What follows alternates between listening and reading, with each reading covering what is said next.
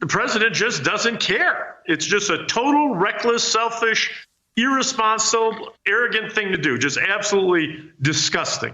Trump will make an appearance on Fox News tonight to take part in a bizarre stunt. This is the most inept, the most malice president. He's divided the country. His record is one of total failure. He's the greatest failure in the history of the United States. What you're seeing, this is a rancid, corrupt, autocratic ideology. It's not classically liberal. It's an amalgam of all of these discarded, toxic ideologies that are part of America's history.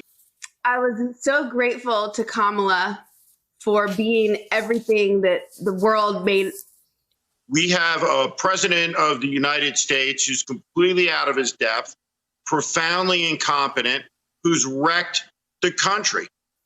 All of those countries share something in common, the ones that want to keep Americans out, and that's they're governed by responsible leaders by and large. The recklessness of these people, the danger they pose to everyone, has been evident to everyone watching just this afternoon. After all this, it's funny, Chuck, we're seeing Floridians respond to this, I think, in some ways more responsibly than we are seeing politicians. She is a major league political talent. And let's remember something, when she debates, it will be against the incumbent vice president, Mike Pence, a morally preening sycophant. As a vice president, he embraces every vile principle of Trumpism. Kamala Harris is a politician that has conviction, that has accomplishment. Who today said one of the most devastating things I've ever heard about Trump and himself. I have stayed away from the White House because the president is so incompetent.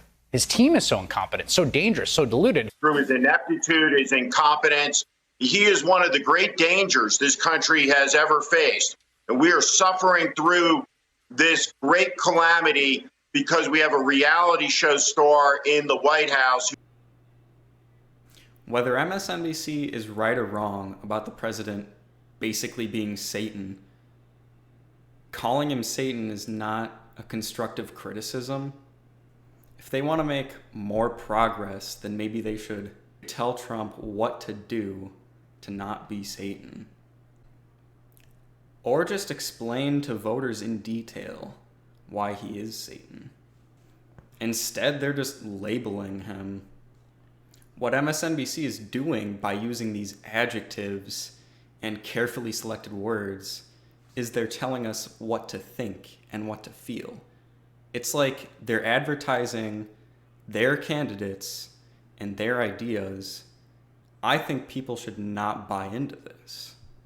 I'm honestly more scared of MSNBC's fallacies and deception than I am of coronavirus.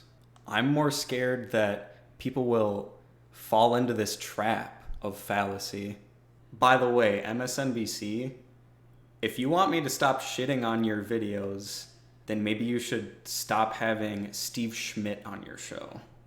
Steve is the epitome of everything I just said. Not that I wish to imply Steve writes his own scripts.